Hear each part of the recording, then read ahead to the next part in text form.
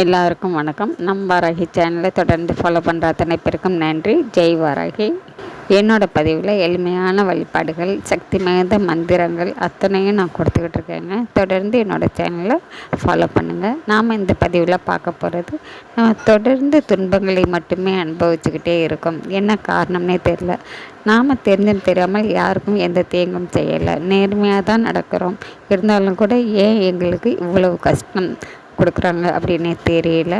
நாங்கள் தெரிந்தும் தெரியாமல் செய்த ஏதோ ஒரு தவறு எங்களை தொடர்ந்து வருதா, இல்லை முன்னோர் வழி கர்மா எங்களை தொடர்ந்து வருதா, எந்த விஷயமே தெரியவே மாட்டேங்குது அப்படின்னு சொல்லி ரொம்பவும் மனசு வருத்தப்படுறவங்க யாராக இருந்தாலும் சரிங்க, உங்களுடைய தொடர்ந்து வரக்கூடிய எப்படிப்பட்ட தீய கர்மாவாக இருந்தாலும் சரிங்க, கிரக கோளாறுனால வரக்கூடிய பிரச்சனைகளாக இருந்தாலும் சரிங்க, எதுவாக இருந்தாலும் சரிங்க, நீங்கள் செய்ய வேண்டியது என்னன்னு பார்த்தீங்கன்னா, உங்கள் பிரச்சனைகள் அத்தனையும் தீரணும், நீங்களும் 4 பேருக்கு முன்னாடி நல்லபடியாக வாழணும், நிம்மதியாக ஆரோக்கியமாக இருக்கணும். அப்படிங்கும் பொழுது நீங்கள் செய்ய வேண்டியது முடிந்த வரைக்கும் அன்னதானம் செய்யுங்க.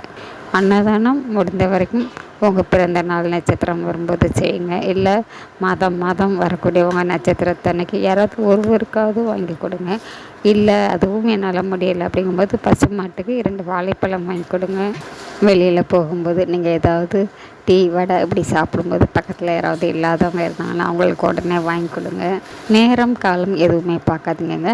அப்பப்போ உங்களுக்கு எப்பெல்லாம் நேரம் கிடைக்குதோ அப்பப்போ முடிந்த வரைக்கும் யாருக்காவது உணவு கொடுத்துக்கிட்டே இருங்க.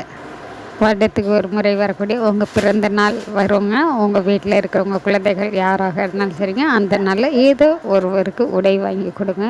கொடுக்கும்பொழுது ஒரு சாப்பாடும் வாங்கி அது கூட வச்சு உங்களுக்கு மன நிறைவோடு கொடுங்க.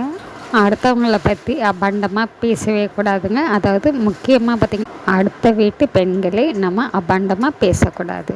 பெண்கள்கிட்ட, அதாவது வயது முதிர்ந்த பெண்கள்கிட்ட நம்ம முடிந்த வரைக்கும் ஆசீர்வாதம் வாங்கணும். அவங்கக்கிட்ட குங்குமம் வச்சுக்கலாங்க. கோவில்களுக்கு போகும் பொழுது நல்ல எண்ணெயாக வாங்கி நீங்கள் கோவிலில் குருக்கள்கிட்ட கொடுங்க. அவங்க கோவிலுக்கு துண்டா விளக்கு எரியறதுக்கு வச்சுப்பாங்க, எண்ணெய் காப்பு செய்யறதுக்கு வச்சுப்பாங்க. இந்த மாதிரி விஷயங்கள்லாம் செய்யுங்க. வாரம் வரக்கூடிய சனிக்கிழமைகளில் உங்கள் வீட்டுக்கு பக்கத்தில் அரச மரம் இருந்ததுன்னா அங்கே போய் நீங்கள் எறும்புகளுக்கு அரிசி மாவு கொடுத்துட்டு வாங்க. இந்த மாதிரி சின்ன விஷயங்கள் அத்தனையும் செஞ்சுக்கிட்டே வாங்குங்க. கண்டிப்பாங்க உங்களை தொடர்ந்து வரக்கூடிய எப்படியாப்பட்ட கர்மாவும் கரைய ஆரம்பிக்கும். உங்களுக்கும் வாழ்க்கையில் எல்லா நல்ல விஷயங்களும் நடந்து உங்கள் குழந்தைகளும் நல்லபடியாக இருப்பாங்க. இதெல்லாம் நம்ம பெண்கள் எளிமையான விஷயங்களை தினந்தோறும் கடைப்பிடிச்சிக்கிட்டே வந்தோம் அப்படின்னாலே சரிங்க, எப்படியாப்பட்ட கஷ்டமும் நீங்கி நாமளும் நல்லபடியாக இருக்கலாம். நம்ம குழந்தைகளுக்கும் புண்ணியம் சேரும். செஞ்சு தான் பாருங்கள். நாம் அடுத்த பதிவில் பார்க்கலாம்.